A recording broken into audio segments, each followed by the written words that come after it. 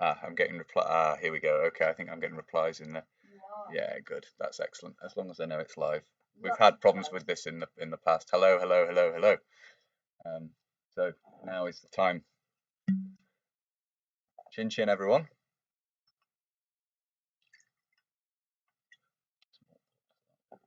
I cork it while it's up there. This is dangerous. I can assist you. It's fine. There we go. Cheers, everyone. Happy VE Day. That's good. What's the crack? Well, that's a very good question. There'll probably be some Q&A. I just thought it would be interesting to have a chat. I imagine people have seen. Calm down, big tsunami. It's cool. Hi everybody. Yeah, there'll be time for some questions. I imagine everyone will have seen the stuff earlier on today about. Well, will have seen the photograph and the video of me out on my daily exercise, which I decided to do in square rig. I've actually had a couple of questions come up on the video, which I thought I'd answer here. I'll probably answer them over there as well in comments, but I thought people on here might also be interested. People have been asking about how I wear the cap flatter back. Now the answer to this, obviously I wear it on the back of the head. Fabulous hair, obviously, yes, Brill cream is good for gluing it in place, but what the actual crack with that is, you take the cap and you bend it. And I have an example which I will show in a future video talking about this in more detail. But if you bend it enough, it will stay there and it acts like a clip. And you unbend it, put it on the back of your head, and it just grips the back of your head, which means you can literally wear the hat like a halo on the back of the head, which was very common at the time. And obviously, the image used for the thumbnail for this stream shows that with two chaps wearing their caps flatter back. It was a very common thing. I think it started interwar, very common during the Second World War, and then it was basically it was sort of outlawed after the war. It's not something that was ever officially allowed, but it was something that was very common for sailors to do. And there is always the argument that you're actually hiding the name of the ship when you wear it that way, which is a bit disrespectful. But of course, if your cap tally doesn't bear a ship's name anyway, that argument goes out of the window. So. Greetings, Noah. Made a Mark 7 ground sheet out of a waterproof coat. Oh, well, I'm glad. I'd be interested to see that. If decent repros come out of that, I'll have to have a look. If you are willing to share a photograph at some point, I'd be interested to see what you've come up with. In terms of ration videos, there probably will be more ration videos going forward. I'm very much hoping when all this is over to get overtime. Speaking of rations, get over to Ramsey's or meet up at an event somewhere and do some more talk about rations. Perhaps cooking in the field would be an interesting one to do. I know he's interested to do some fieldcraft stuff as well, which is something that's come up in a previous stream. So that's certainly something I'd like to get into more in the future, definitely. No worries on the ratings cap tip, Luke. Hopefully that's useful to other people in the stream. The Royal Navy reenacting is not as common. Obviously, it's a little difficult to do in some regards, unless you're going to do R and Commando and so forth. Some people do that. I've been very lucky to have been involved at the Submarine Museum in Gosport. And if you go on the Royal Navy Museum's page on YouTube, you'll actually see some footage, which includes me and my friends aboard HMS Alliance there. We've also done gunnery at HMS Cavalier down in Chatham, which is a destroyer, which is actually, I believe off the top of my head, it's actually berthed in the dock in which HMS Victory was built, which is interesting. So we've stayed aboard and fired the guns aboard her. I haven't done anything aboard Belfast, but some of my friends have, and that would be a lovely thing to do in the future, but I don't know if that'll ever happen. They fired the secondary battery with 5-inch guns aboard HMS Belfast. And I've also been part of a gunnery crew at the Museum of Naval Firepower down in Gosport, and I'm very lucky in that regard. And it was my first love. So I thought today, if I was going to wear a uniform to bimble around, square rig was the one I wanted to wear. And I still managed to get in it as well, which was a nice thing. I'm fine in the waist. You're welcome. Yes, thank you, Lucy. My wife helped me greatly in that. My chest is a little bigger than it was, and getting it my chest, my lats here getting the waist over that, because there's no zip or anything in it. It's literally over the head and pull down. And they were tailored, what's often referred to as a tiddly suit, which is when you had it tailored very tight to the body. And then the ones I have are supposed to be that. They are tailored, or certainly some of the ones I do, the one I wore. And it's probably about right. It took a bit of effort to get it on, but it came on and off fine, with a bit of effort. And that's kind of the idea. Is it's if you don't have a zip or anything in it, the only way of getting a narrow fit over the waist is to be able to get that over the chest. And I managed to still, having not worn it for 4 or 5 years. So that was nice. That particular uniform, that is. Let's see if I can keep up with everything that's going on in the comments here. Tsunami, if you could calm down a bit with the posting lots and lots of words, it's making it very difficult for me to keep up with the chat. I love your enthusiasm, mate, but it's making me difficult to keep up with what other people are saying.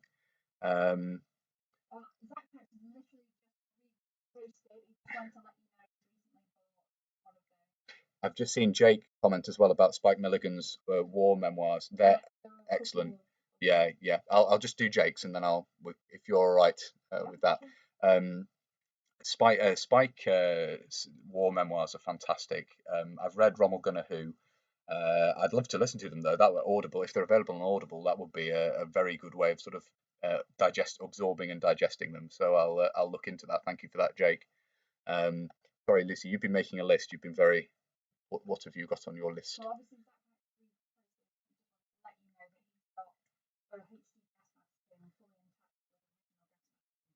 Oh, very nice. So you've got home guard respirator tin. That's a lovely thing to have. You've seen the ones I have from previous streams, but to have a one complete with its original respirator is wonderful. Yes. Sledgehammer Maniac, am I still interested in that flight gear? Oh, this was for doing the video on Tornado Kit. It's a bit outside my area of expertise, but I would be interested to in the future. I think that's possibly something we maybe meet up when lockdown's over, as opposed to at an event or something, as opposed to sending things to me, because it's a lot of stuff to send. It's a lovely thought, but I think it's probably best handled slightly differently. I have thought more about it, and I'm sorry I've not got back in touch with you about that. A little busy. I'm currently working 2 roles due to the situation. Well, I'm balancing my time between 2 roles with my work, so it's been quite busy. So I apologise for that, but yes, going forward, definitely that would be interesting. Yes. But somebody at some point wanted to know how many ports you had before. Oh, someone wanted to ask. Someone asked. We've lost who, but someone asked how many ports I'd had before starting the stream. I haven't. I had a couple of gin and tonics this afternoon with some friends in a video chat. Ramsey, who you know from the ration videos, Alan, who you know from the videos where we've done the walks around. Well, you've seen him at Hat Green, and also we've done the walks around the Durham Reservoir. And David, who again you'll have seen at Hat Green, other events. He's the chap who does forward rolls. Yes, he didn't do. Not done. Not caught on camera at the reservoirs, but going forward, probably will do at some point. Yes. Speaking of port. And just a comment, Mike McKenzie says the square rig is repro, but the trousers don't fit anymore. Oh, is that your square rig? Michael McKenzie's square rig. Right, okay. I'm lucky I can fit into original kit. I'm pretty skinny. I have. It's a video I'm going to do at some point on square rig, and I'd like to look at some. I have various different bell bottoms, some of which the sailor's uniform. Just to get back into that very briefly, because obviously I've worn it today and it's on my mind, and it's an interesting topic to me anyway. Hopefully to you guys as well. The square rig, obviously by the Second World War, was very much a more dressy uniform, although it was worn in some working, is a working dress in some instances as well.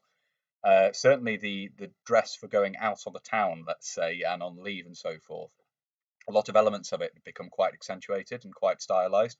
So you'd have the crews would get away with, matlows would get away with us having a bigger V or a U shape as possible in the jumper, for example. They'd have as wide a bell-bottom trousers as they could get away with, for example. Now, you did have to pass an inspection before you went on leave, but obviously in wartime, men got away with things, and you see some quite interesting breaking of the regulations regarding uniforms. Obviously, there were measurements for the clothing and how big your bell-bottoms were supposed to be and the size of the V and so forth. But a lot of men would flout this and have things tailor-made that were a little more that accentuated the parts of the naval uniform that made it the naval uniform. And faded collars is another good example, having your collar faded down to look like you've been in longer and things like this. Next question, please, if we have one. Harry Harry B. B. Can I use a tan collected brown? The tan, I think it might be Tan coloured ground sheet cape. So there's a difference in the material of the asking about the tan versus the brown Mark 7 ground sheets. There is a difference in material. There's a thick rubberized finish on the brown examples, and the tan examples are more of a Macintosh material. I think the waterproofing is sandwiched between the canvas, if I remember correctly. But anyway, construction is not the point here. It's in terms of use. I think in the video where we did the haversack contents, we do mention the date range, and I think it's 41 or 40. I think it's 41 for the tan type is the earliest examples we've seen. I would veer away from them. I wouldn't use them for BEF. As I say, it's covered in the haversack contents video. For early war, you really want the rubberized, the brown rubberized type, which are easy to get. What price will Glory make good reproduction of them? You just need to swap the buttons if you don't want to. Well, I wouldn't advise necessarily using an original, but if you don't have an original, you can get a repro. I don't yet have an original. I bought a repro for using, and they're very good. You just need to swap the buttons, which I think again I covered in a video talking about folding it and so forth. I talked about changing the buttons on it and things there. So that stuff is available on the channel if you want further information. Canadian World War II reenactor. Yes. UK. Can I get a reproduction of the lightweight gas respirator late war? No, but they're very easy to find. I think you need to sorry, yes, I do. You're quite correct. That means nothing to anyone. So who was it who asked? Sorry. Yeah. Canadian World War II. Canadian World War II reenactor UK asks if he can get a reproduction of the late war. Well, they're technically mid-war onwards, but the late war light anti-gas respirator way it was framed. I'm not aware of anyone making a reproduction, and you don't need one. They're very readily available. They're all over eBay, and when shows start up again, you can have them for as little as £15 with a haversack. I've bought them. Yes, I wouldn't advise using them. I believe the canisters, which the large wartime canisters. Yeah, they have. You can make the canisters safe, but I wouldn't advise wearing one with the canister attached. You could. The respirator itself is fine to wear without the canister attached, and you can make the canisters safe by removing the asbestos or filling them with PVA is another thing. But I wouldn't advise wearing one with a canister full of PVA because even then you're not guaranteed to have caught all the asbestos particles. Breathing through old respirators in general is a bad idea. Don't do it.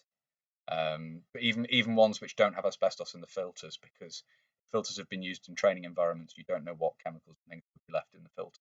But generally speaking, I mean, I have done for photographs and things, but generally I'm holding my breath. It's not advisable. Don't do it. Would be my advice on that. But to get back to the question, there are no repros. Originals are very easy to find. Oliver E. Burnhill. Do you have any idea where I can get hold of Commonwealth World War I uniforms? For example, New Zealand or Australian uniforms. So what was the name again? Sorry. Oliver E. Burnhill. Oliver E. Burnhill asks where he can get hold of Commonwealth uniforms from World War I. I believe Lawrence Ordnance in Australia make Australian service dress of the period, and apparently that's very good. I don't have any myself, and I haven't handled it myself to look at it. There is a company making both Australian service dress, New Zealand service dress, and Canadian patterns of service dress, although Canada, of course, in the field, tended to wear British service dress. I believe the same is true of New Zealand troops as well. And to a degree, Australian troops, you occasionally see them in British service dress as well. However, there is a company making the New Zealand service dress and, as I say, the others called Spearhead, but their quality is not very good from what I've been told. I've not actually had anything from myself. That's just passing on things I've heard from their reputation, Spearhead Militaria. I can't recommend them because I've heard that their quality isn't the best. Okay, to that question. Oh, the respirator question. Going back to the respirator question.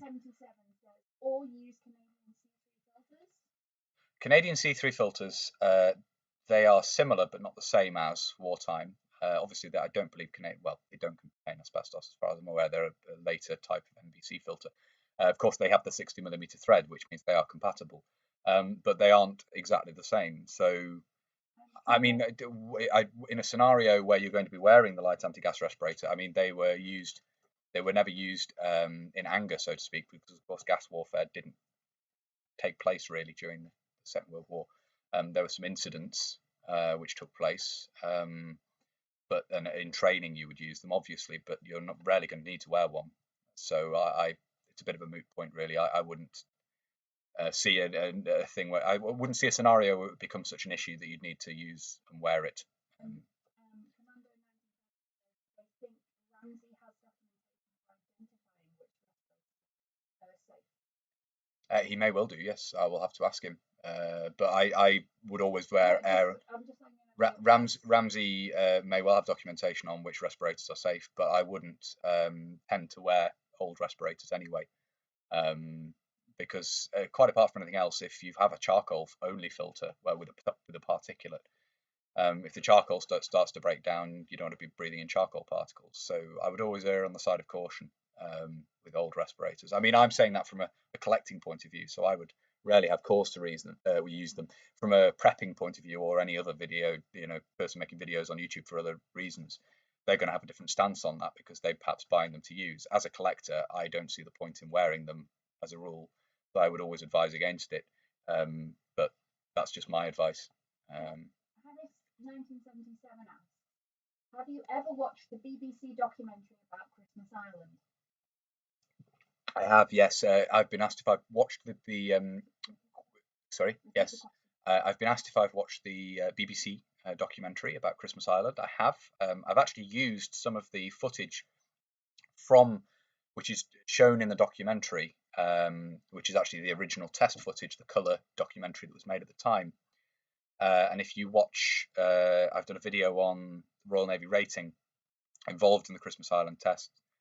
If you watch that video, you'll see I use some of the colour footage. So yes, I've seen the documentary and I've referenced it previously in some of my videos. Next question, please. This isn't a full Q&A stream, guys, so I'll probably go off talking about my own stuff at some point as well. The big tsunami. Can you tell him where to get repro rations? The big tsunami is asking where to get repro rations. Now, I know that I think the Old Time Design Company make a very good repro of the box, although you can make them yourself, of course. Ramsey has made an instructions for making the 24-hour ration. Sorry, that's the 24-hour ration box. In terms of compo and stuff, a lot of tinned goods these days are very similar, but I'm not aware of anyone out there who makes accurate period rations in terms of ration packs and so forth.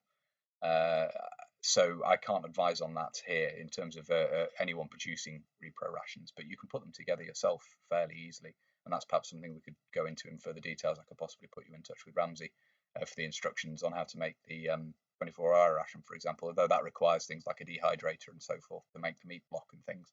So it's a somewhat involved task, but it can be done. Yes. What? It says GMAS, I assume respirator would go in the HG tin. What type of so the question is what type of respirator would go in the home guard tin? Well, I have one here.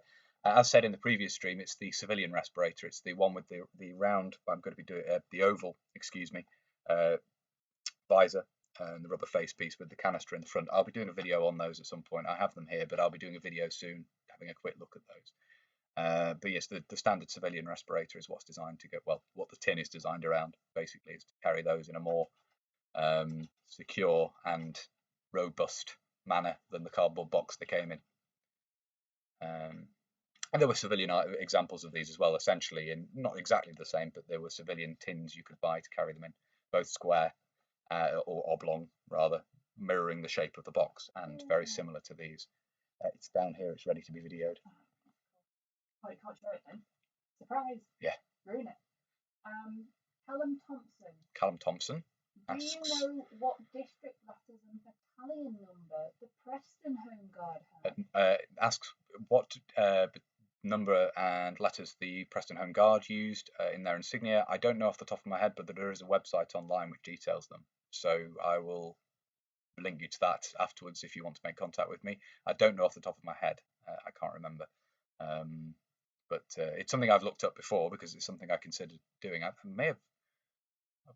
might have badged up my battle dress, or did I do it for Lytham? I badged up my battle dress for a relatively local Home Guard units when I did the event at Rufford Abbey, which you'll have seen Ramsey appear. We did a Nottinghamshire Home Guard video as part of that, the video of the event, and also looking at the Home Guard Haversack, the Soldier of Fortune Home Guard Haversack. And I did badge up as a relatively local unit then, but I can't remember what letters and number combination that was. And I don't think it was Preston that I picked at the time. I think it may have been my hometown. But anyway, yes. Next question, please, if there is one. Luke Harris asks. And this is a comment, not question. Oh, quite a comment, right? Okay. Ratings video would be fantastic. His grandfather served aboard HMS Dakra, DACRES. HQ Dakras, on Dakra, I think, yeah. Beach on D-Day. Oh, excellent. So just a comment saying that it would be excellent to see a ratings video. That's definitely on the cards for the future. The problem is most of my uniforms don't fit on the mannequin. They fit me, but they don't fit on the mannequin. So the mannequins going on a diet. Yeah, the mannequins. I've shaved some of the mannequins down already, but you start to lose. They're made of polystyrene. You start to lose shape if you're not careful. So I will probably do a video wearing it and talking about it at some point. The rated uniform, the square rig, and comparing it to fore and aft rig. So in basic terms, the square rig is the sailor's uniform. Fore and aft is shirt and tie. And during the Second World War, you had three different types of ratings. But generally, you had men dressed as seamen and men not dressed as seamen, if we want to categorise it that way. You had men who wore the square rig uniform, and they went up to petty officer in that uniform. And then you had another group of men who started at the bottom as able seamen, went up to petty officer, but wearing fore and aft rig, and then they converged, and you'd have confirmed petty officers wearing fore and aft, and then chiefs above that wearing fore and aft, which is the double-breasted jacket and shirt and tie, and single-breasted working jacket. So it's a slightly convoluted system, and much more recently they standardised to every rating below a certain grade, below petty officer would wear square rig, and everyone petty officer and above would wear fore and aft rig. They standardised it because up to that point you had two different. Certain trades wore fore and aft even at junior rates, and others wore square rig at junior rates. So it depended what branch you were in, whether you wore fore and aft as well as your rating. So it's a complicated story, that naval uniform in the Second World War and prior. And it's interesting though. It's a very interesting topic. I hope I've described that at least semi-comprehensively. I've only had 2 ports so far. LOL LMAO. Okay. LOL LMAO. Right, asks, where did you get your ground sheet? Where did I get my ground sheet? I said that earlier in the stream. What Price Glory? They make a reproduction of the brown rubberized Mark 7 ground sheet. We just need to swap the buttons, and it's a good repro. I think the hook and eye at the collar might close the other way or something like that. There's some strange thing about it, but nothing that would warrant not using it.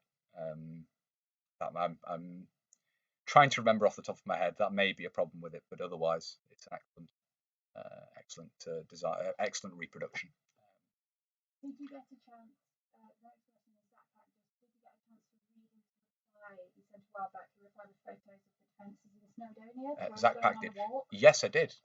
Zach Pack. Yes, I did have a look at the photographs. Yes, as I say, I've just been extremely busy, so I've not had a chance to write a proper reply. But I did take a look, and they were very, very interesting. It's always interesting to see the amount of effort that was put into fences, which obviously then, in the end, weren't needed. But there was obviously, and the fact that they're a lasting, what the word I'm looking for, memorial. When we're finally allowed out of here. Yes, we'll have to go to have a look. And yes, absolutely. Once we're no longer in lockdown. There's supposed to be some easing on Monday, in theory. We'll see. Another 1914 subaltern. 1914 subaltern. Speaking of humorous war memoirs, have you ever read The First 100,000? A very funny account by an officer of the 10th A&SH in World War I. Yeah. And surprisingly accurate when compared to their war diary. So what was the name again? Sorry, 1914 subaltern. Yeah. You mentioned the first 100,000. I haven't read that. No, I'll have to have a look into it. I haven't read it, so I can't comment myself. But thank you for the recommendation. I'll have to take a look at that going forward. It's always good to be. It's always good to have new literature recommended. I'm sure. Well, it's odd in lockdown. You think there'd be a lot more time, but I'm not finding that at the moment. So my job's got busier. So yeah. Tamachi asks, are there any good repro World War II British officers service dress out there? Tamachi asks if there's any good reproduction Second World War officers service dress out there. I'm not aware of anyone producing, unless you got it tailor-made. I'm not aware of anyone producing decent reproductions of Second World War officers service dress. But it's very, it's not difficult to pick up original. Again, it's very common to find. You can find it all over the place. I've accumulated quite a bit of it without really even meaning to collect it, just because I've seen pieces at good prices. So the Royal Engineers service dress is, well, actually, to be fair, that was picked up by my friend Alan and very kindly passed on to me. But it does turn up, so I would recommend buying original and just being careful with it and not wearing it ridiculous, a lot. But I'm not aware of anyone producing decent reproductions of it. That is to say, I'm commenting that there may be, but I've not come across them. I've not seen it in the flesh to be able to recommend, or heard of had anyone else recommend to me. So sorry, I can't help you on that one. LOL Alameo, is it true that in World War I, Austria-Hungary had soldiers that wore steel sniper masks? Thank you very much. Oh yes, sorry. I'm giving them cups of tea. No, it's fine. It's fine. So LOL LMAO asks, did Austria-Hungary have troops in the Great War? Well, did they issue to their troops in the Great War a steel sniper mask? I don't know. Off the top of my head, that's a question I would recommend directing to Google. You probably find an answer there. I don't know. I mean, it's well beyond the scope of my channel. I don't cover that sort of thing at the present anyway. I don't imagine I'll get into steel sniper masks for Austria-Hungary. So yeah, I that is a question, a general query best directed to Google or some other source on the actual subject matter. Did they ever make Lee Enfield bandoliers in OD green? So who is asking? Sorry.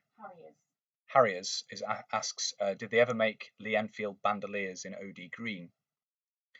Now, the only examples I can think of are Australian-made bandoliers, which were made for carrying 303, and I've seen them stamped 303. I'm not aware of British manufacture in green, because obviously khaki remained long into the time when bandoliers were being used to carry, to transition to 7.62.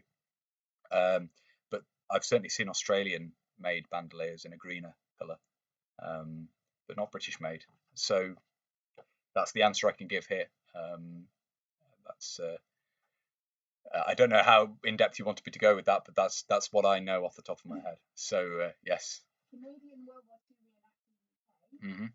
Is there any evidence of asbestos in the light gas respirator bags themselves? So Canadian World War II reenactor UK, or World War II Canadian reenactor UK. Sorry guys, I'm Canadian World War II reenactor UK. I got it right the first time. I'm correcting myself without need. I blame the port.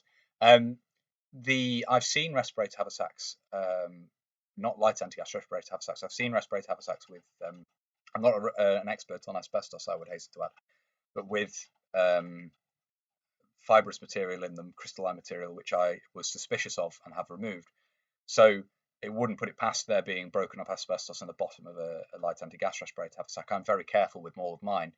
I don't know what pertinence that has or what the reason for asking is, but I'd just be careful and give them a good clean out when you get them, which is what I do. Get rid of all the dust and everything that's in the bottom. Something Ramsey's actually suggested is a kit, a video looking at how to look after kit and so forth. And that's one thing I would say is if you buy a new respirator haversack or something like that, or a 1937 pattern haversack or pouches or whatever, if you notice they're full of gunk, give them a good vacuum out. And the same would be with the respirator haversacks, and obviously that will remove the majority of any asbestos fibres that may be in there. But again, it's just something to be careful with. If there are any there, that is, obviously. Yeah. Yes. Yeah. Also, would you be interested in an original World War I Lieutenant Commander's uniform? As I need to make space and I don't want it going to a bad home. So Sledgehammer Maniac asks if I'd be interested in a Great War, First World War, Lieutenant Commander's uniform. It's okay. I'd certainly be interested to see. It's a Great War officer's uniform, Royal Navy officer's uniform is a slightly different cut to Second War, which is quite interesting. I'm trying to remember when the rank of Lieutenant Commander first appeared. I think it was prior to the First World War, if I remember correctly. I'm trying to remember off the top of my head now, which is terrible. But anyway, I'd certainly be interested if you could send some photographs across for me to have a look at. I'd definitely be interested. Yes. Most definitely, and it would be going to a good home if that were the case. But I'd definitely be interested to see. So yes, please send some photographs across. I'll definitely have a look at that. Yeah, thank you. Thanks for thinking. Sorry, I called you Si and confused someone. Right, yeah. My first name is Simon. Just to get that out there, most people, I'll often called Si. Loose people call me Si, and family call me Si. So yeah, it's that. Yeah. Maguire, best repro first pattern Denison smock in your opinion, not anyone else's opinion. In your opinion. Who is it asking again? Sorry. Robbie Maguire. Robbie Maguire asks, whose is the best reproduction first pattern Denison smock? Which obviously it's a little difficult because the one I have is by, I think mine's a Ranger Camp, if I remember correctly. It bought second hand off Ramsey. It's very good reproduction compared to originals. It's the material, the colour is very good. I'm loath to recommend because I know their batches of cloth and things can vary, but we have discussed and it's been said that the current run, or well, I'm trying to think when we last discussed this, about a year ago now, the then current Soldier of Fortune first pattern smocks were actually pretty good. I don't know whether that's still the case because, as I've said, the problem with Soldier of Fortune before and What Price Glory, they source things from Pakistan and India, manufacture in terms of manufacturing, and the quality, different batches vary. So it's the kind of thing you'd need to buy in person to show, to make sure it's up to spec. The second pattern, for some reason, the press studs on where the crotch flap comes up and the press studs on the front section down low, the three female press studs there are spaced completely incorrectly. They're much too close together, and it really spoils the look. Otherwise, that also looks quite a good repro, but that really spoils the look of it. But the first pattern don't have that. They have them in the right sort of spacing, so that looks pretty good. I'm just trying to think of problems I've seen with them, but that's with the second pattern, not the first pattern. So that would be my recommendation probably at the moment, but I'd say buy in person because if you mail order, you can't guarantee it'll be of a batch that's up to spec. So yeah, and that's advice from about a year ago when we looked at them. Well, I don't think we looked at them at Victory Show this year past, but we did the year before, and we're actually relatively impressed. So yeah, I don't think we looked at them last September. We were looking at the jungle green uniform instead, which was fairly good. So needed a few alterations, but was actually pretty passable. So some of the stuff's getting better. Sorry, I'm waffling now, but a little bit. Anyway, caveats on caveats on caveats. Buy in person. Make sure it's up to spec. John Panero, yes. Yes. I know you get these questions all the time on stream. asking if you will ever explore something or do something. But would you ever dive into the deep rabbit hole? John Pinero is asking if I would ever dive into the deep rabbit hole of Rhodesian bushwalk kit. Yeah, I like the Rhodesian camouflage and stuff, so I don't know. No, it's too expensive for me to go in a side enterprise, let's say, I think. I like the brushstroke camouflage a lot. I do. It's a lovely camouflage pattern, obviously based on previous British practice. Whilst it is of interest to me, I don't think it will be content for the channel going forward, but never say never. We'll see. And they obviously, sorry, the military history itself is very interesting, quite apart from the uniform, which was what I was initially drawn to because I like the brushstroke. Anyway. John Shanahan. Hello, John. Was that John Shanahan. This is another chap. What is more appropriate with swing, the white? Which is more appropriate with square rig? Now, the white top or the black top hat. Now, this is an interesting question. I forget the exact dates off the top of my head, but relatively early in the war, and I think it was in 1940 actually, not 39, a decree was handed down from on high that in temperate waters and cold waters, the black cap would be worn all year round, and white caps would be reserved for the tropics during the war. That is. So I think that was early or mid 1940, if I remember off the top of my head. The white cap prior to that had been worn during the summer months.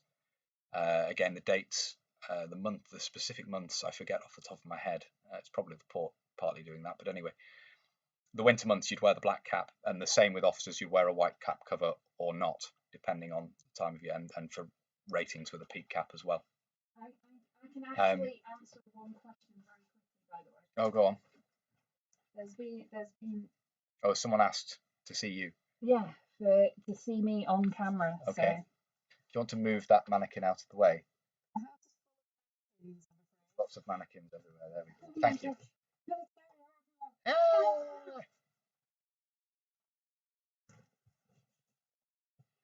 So I can't actually see myself, so I guess I'm here somewhere. Maybe. Yeah, you're there. Hi. This is my wife. I don't know. That was something. Something's been knocked over, so I'm going to go back to my desk. So you have him. Small kit. It's razors and respirators. Oh. It's okay. Stuff set up well. Stuff in a stack ready for another video. On camera. No, it's fine. So Smash things. So yeah.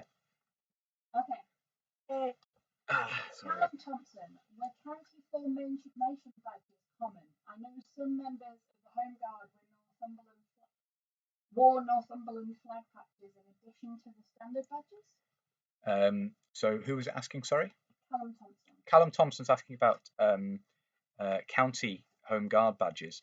Not a topic I know of off the top of my head, I'm afraid. I can't answer that off the top of my head. I'm sorry. Asking how common they were and so forth, not something I can answer straight away. I'm afraid it would take some research, which would probably be similar to what you would do, either finding a book or looking on Google. So yeah, not something I can answer. John Shanahan asking. You see two different flashes in the Navy, both rank and division, in gold and in red. Yes. Can you explain the reason? So you see the badges worn in gold and red are for different numbers of dress. So gold are basically for number 1 dress.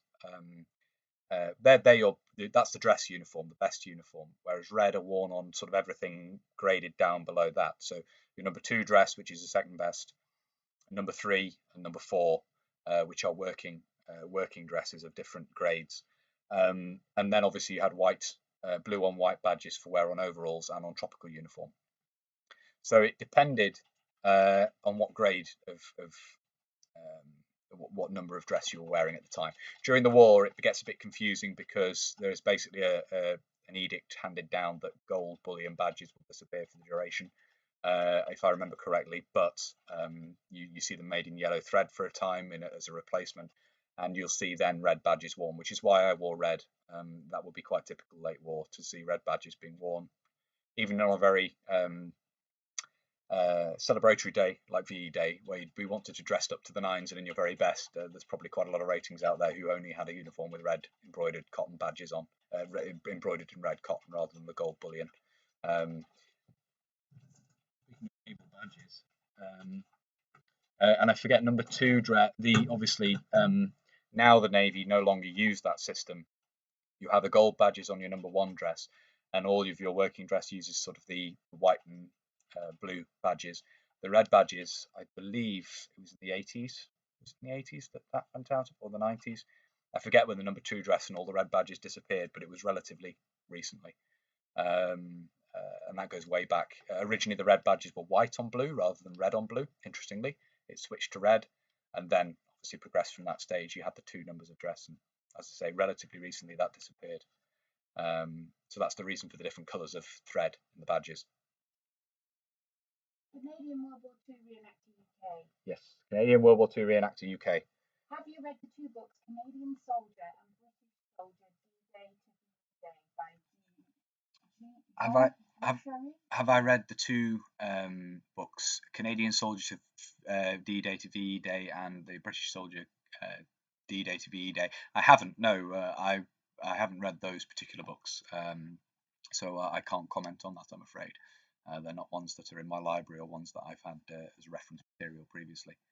And the next question is Carter Wright asks, your favourite mannequin of the month? What's my favourite mannequin of the month? Oh, thank you. I'm glad you like the videos, or love the videos rather. It's very kind. What's my favourite mannequin of the month? I've forgotten what some of the ones I've done now. I'd have to. No. It's fine. I'm trying to think back. What's the favourite one I've done?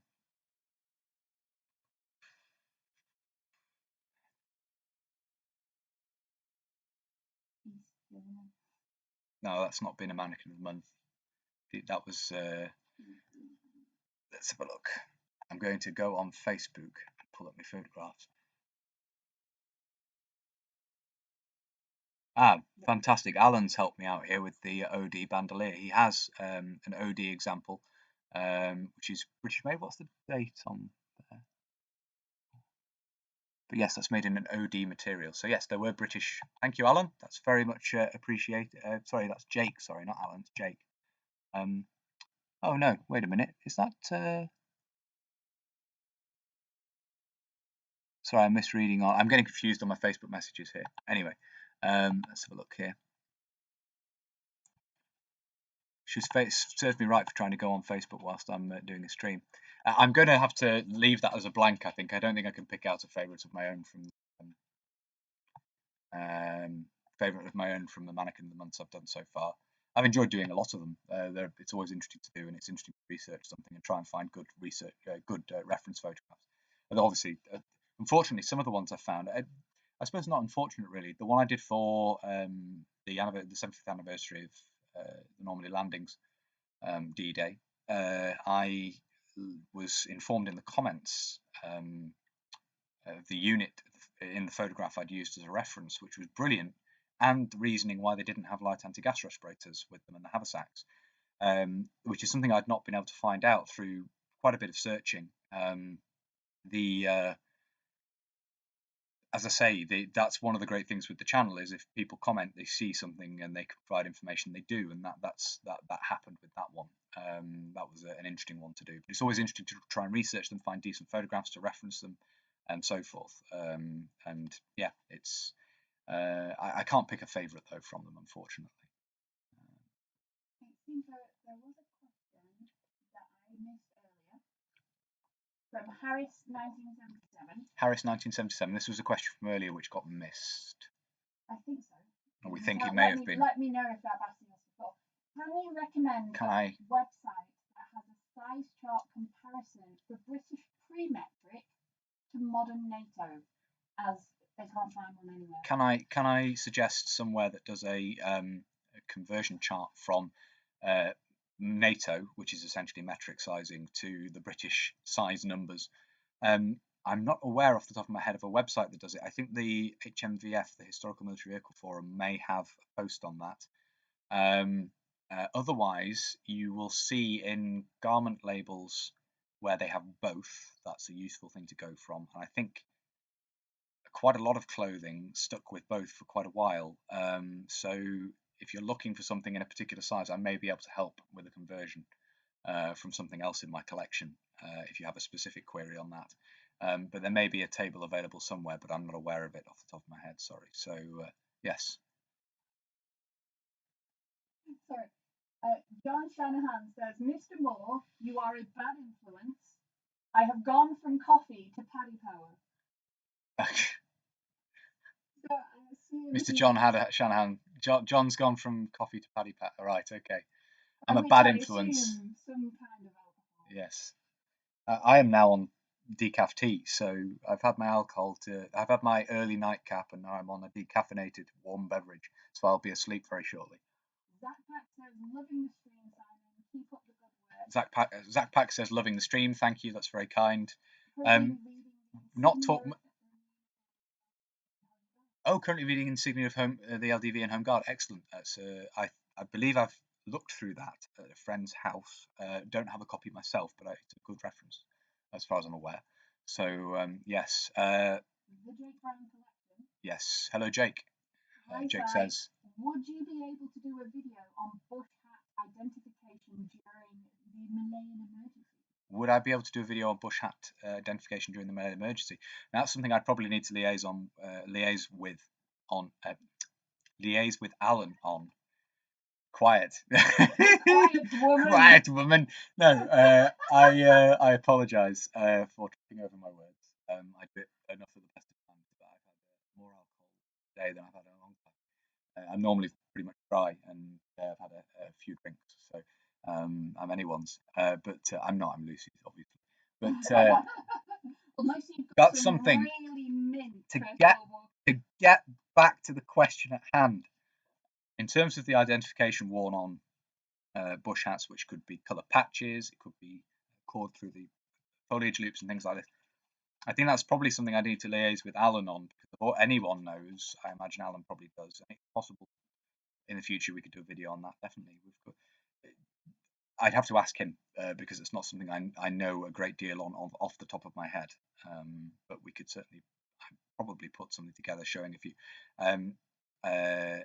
It's probably something we could put together something on. I know we're during Malaya. I know some of the later ones, but Malayan emergency, I would probably put something together on that, looking at some different examples.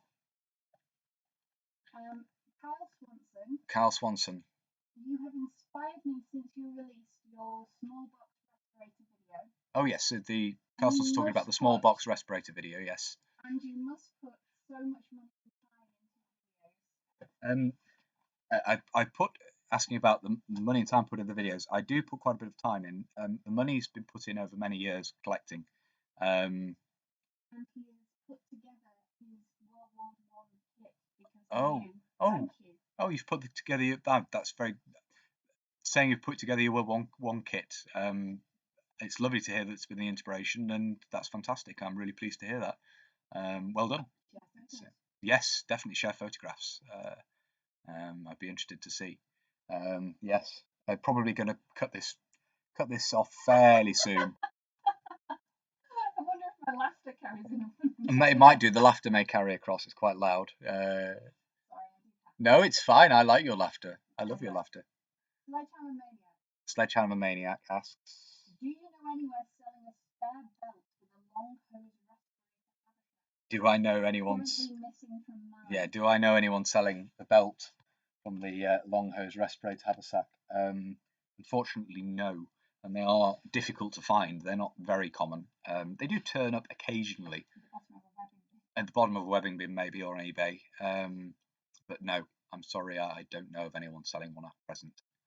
It's not something I've been looking for, so it's possible a web shop or somewhere has one, but it's not something I've seen. Yeah, probably going to make the cut off for this 1/2 past, just because it's actually been quite a long day. So yes. During the 70s and 80s, what material would Who's asking? Sorry, Harris 1977 asking. During the 70s and 80s, what material would the identity disc for the British be made of? Now that's a nebulous and difficult to answer question. Certainly at that time the steel identity discs were around and being used. Certainly some troops in the Falklands were still using, and the RAF were using fibre identity discs way into, I think, even into the Gulf. The Royal Marines were using them in the Falklands, certainly. There's a very long crossover time with certain troops using the fibre discs for a lot longer and others moving over to the metal. Off the top of my head, I can't give you a definite answer for different units and so forth. It's something that I don't know particularly how you'd look into it, but it's something you'd possibly have to look into. But there are certainly photographs of the Royal Marines in the Falklands still wearing fibre discs. That turns up, and the Royal Air Force. There's quite a good photograph of a chap in flight kit, and he has his ID discs, and you can see they are still fibre, which seems an odd choice, particularly for someone who could be involved in an air crash. Not that you want to think of that, but they could be, and a fibre disc would not, I imagine, survive that very well. But the photographs are there, so it's a strange one. It's a very, very long transition period from, depending on who you're looking at, for the changeover in ID discs.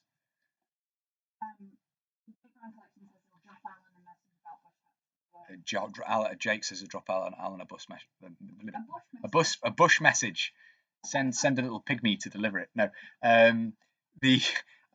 as I say, I'll liaise with Alan and see if we can do a video on that, because it would be good. What? Oh, one of the questions that's come. I'll have to ask Alan, because it would probably be quite a good topic for a video if we can pull up some different ones from different units. Yeah, that'd be a good thing to look into going forward.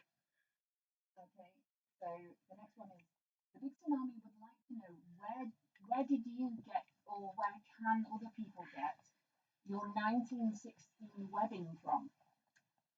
So the big tsunami, that's where I got my 1916 webbing from. 1916 webbing is an odd one to ask. I think you're thinking of the 1908, which was used on a video previously. The 1908 equipment I have is a mix of original and some reproduction items. The cartridge carriers are reproductions. The frog, the bayonet frog, and the entrenching tool Helve carrier are reproductions. I think everything else is original, majority of the time anyway. So yeah, it's a mix of original and reproduction items. The repro pouches came from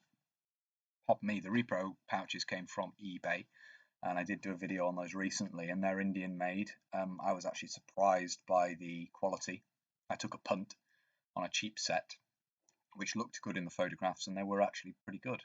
That was to get a set without the loops to stop you losing ammunition when you're leaning up against a parapet.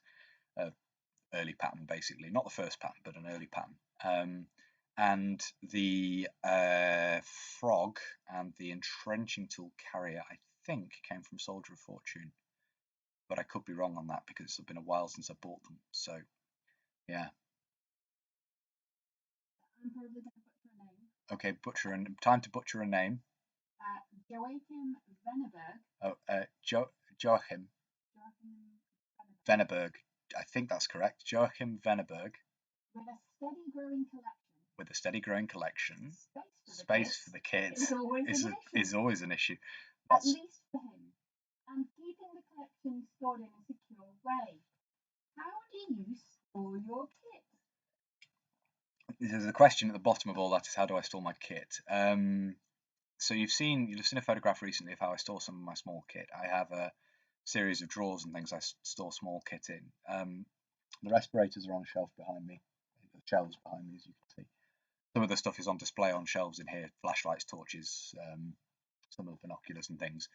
The uniforms are primarily at present in sealed plastic boxes in my grandparents' loft, where they're safe from pests and things, at least as much as they can be, and where there's space to store them. Some stuff in a wardrobe here, and there's some stuff, berets and things, stored up on a shelf here, but everything in a place where, if it's stored in the open, it's somewhere I can inspect it regularly, give it a good shake out, and make sure it's not being got at by anything, which is very important, of course.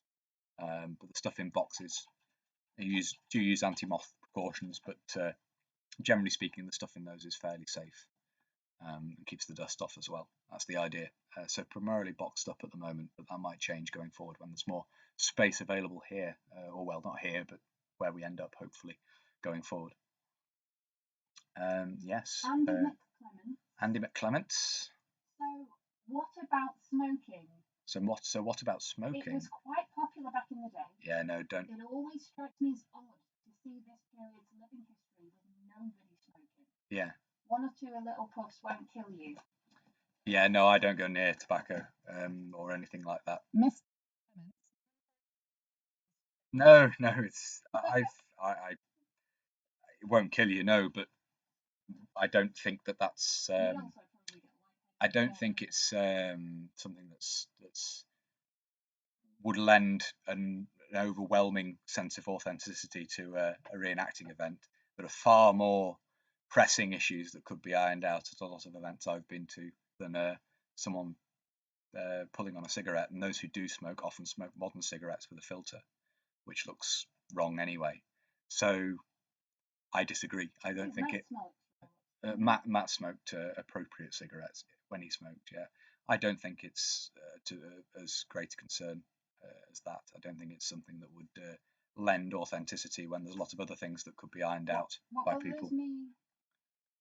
The thing that bothers me slightly more is that no one's ever dirty. Yeah, everyone's far too clean, and their teeth are too clean. Yeah, that's true. Or they have dirt applied in an artistic manner as opposed to in a realistic manner. Which is something I'm guilty of as well. You know, chinned it to the jungle. I'm there clean and everything else. Although washing, to be fair, washing was, well, it's the uniform more that's clean than the person. You're supposed to keep yourself clean, obviously, but you need mucky uniform. Yeah, in the Great War particularly, muddy uniform and so forth. Depending on what you're doing and where you are, obviously there were very muddy conditions in the Second World War as well. Obviously, but, yeah, we don't want to get obviously when you use original uniform and stuff, you don't want to get it mucky, so that's the problem there. Yes. Andrew Johnston, yes. Hello, Andrew.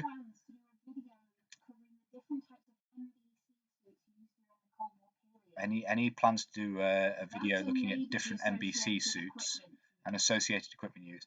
Well, in terms of contrasting them, that would be quite a long video and difficult to do, but I might look into doing that. I'd probably do that outside, have them on the ground next to each other. But I've already started doing that. I've done a more in-depth look at the CB suit more recently as the progenitor of the NBC suit. I'm not sure if you're talking about perhaps comparing different countries, which is something I could possibly do with some help from people.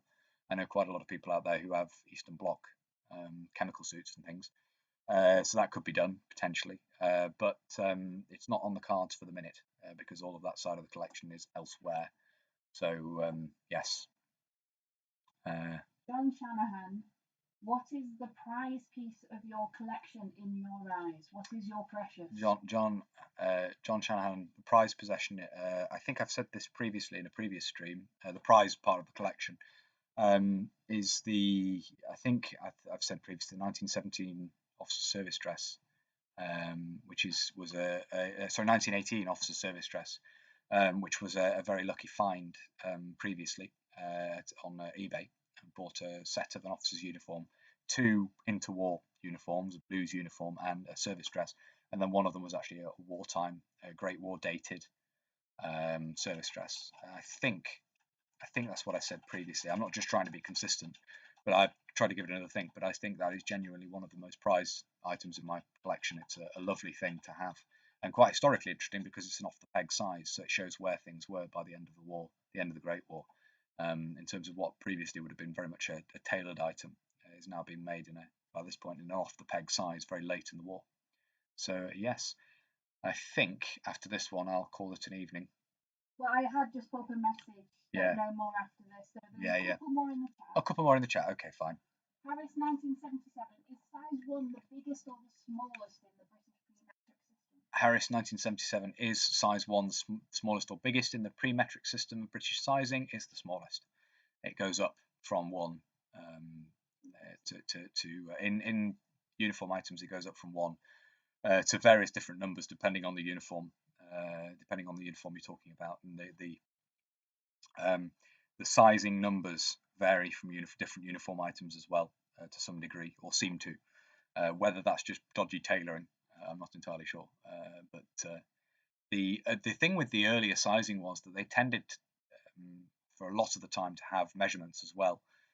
But that disappears when you get into things like combat clothing. Some combat clothing only has a number, which is not so helpful. It doesn't have the actual size measurements, which of course battle dress and things tend to. So yeah, it's a little bit awkward when it gets to that. But next question. Pardon me. Next question, please. Do beg your pardon. Back to one of the previous streams. Jake's asking a question I have just a few more from one of the previous streams. I'm waiting on for my Gerberg's Jaeger. Oh, and I'll send over some detailed photos for a comparison. Gerberg's Jaeger uniform. That's great. So mountain troops, if I'm remembering correctly, German mountain troops. That's brilliant, Jake. I'll be very interested in the photos. It might not work for a comparison just from photographs, but I'll certainly look into it, and if so, then that would be fantastic. It'd be interesting to do. You may start hearing the cat in the background. She's just appeared and started shouting. So, Andy McClements. Okay, so let's talk period underpants. Okay, so let's talk period underpants. Must we? Very weird. Yeah, must we? Okay. Some of my prized possessions are half a dozen early 50s Airtex boxers. Oh yes, early 50s. From WSMS 2010. They are awesome. What do you wear? Okay, so mentioning obviously the 50s Airtex boxers. They are essentially boxer shorts. They're quite practical. I wear modern underwear. I could invent anything right now.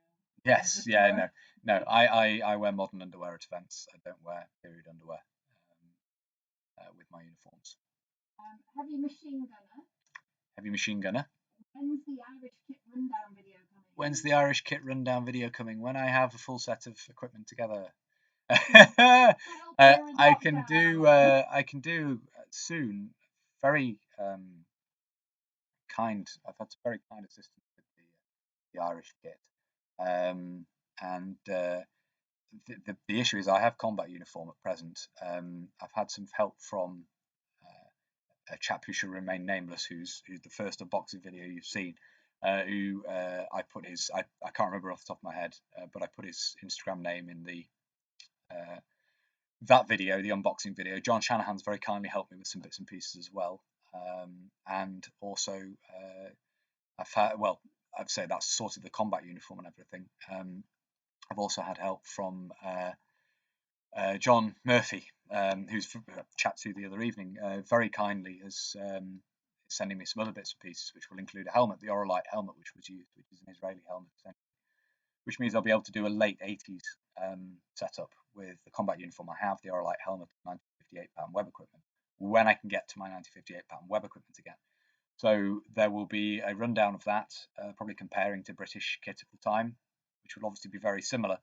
And when I can get to the 1960 pattern uniform, I'll do a comparison of the Irish adaptation of it, the 1980s, 90s combat uniform, and the British 1960 pattern to look at what's the same, what's different, and what's very similar. But that will depend on when lockdown is eased, which might be this coming Monday. So we'll see. And it's the last question. Yes. And technically after posting the thing, but never mind. For public displays. Who's asking? Sorry. Andy McClements. Andy McClements. For public displays. You do the Don't March video. What's the deal with carrying things that look like firearms? So for the Derwent Marches video, the Derwent Marches we've done. So it's pointless doing anything like that without a number 4. I disagree. I don't think that's accurate. Anyway. But it's good for esprit de corps amongst the reenactors. if you want to use that term. Esprit de corps perhaps a little strong. It's good for camaraderie amongst those guys doing it. If they're learning, you know, what it's actually like to march in hobnail boots. It can be completely new for them. And the issue with carrying the firearm, anything that looks like a firearm, is you generally need to prior arrangement. You need to at least let the local police know what you're doing. And that's the plan to do that next time. There's a plan to do that next time, but we may do that going forward. The thing with organised events is obviously all that is done for you. Essentially, you book in. If you're doing it yourself, just as a march or something, you have to do all of the liaison and everything yourself. And that's what we will end up doing if we do it with firearms in the future. It's been suggested by some of the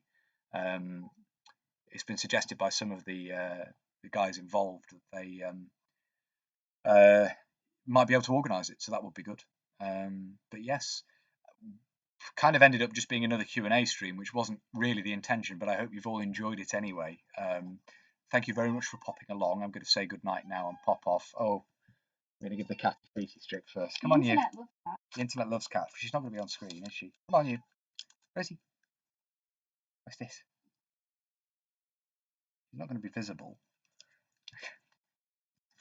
No, she's running going to away. Never mind. Camera shy. Yeah. Never mind. So yes, anyway, in failing to show you the cat, which I'm sure you would have loved because the internet loves cats, I'm going to call it there and say good evening to everyone. And Happy VE Day, yes. It's been an odd one due to lockdown and everything. And yes, I will see you all another time. Bye for now.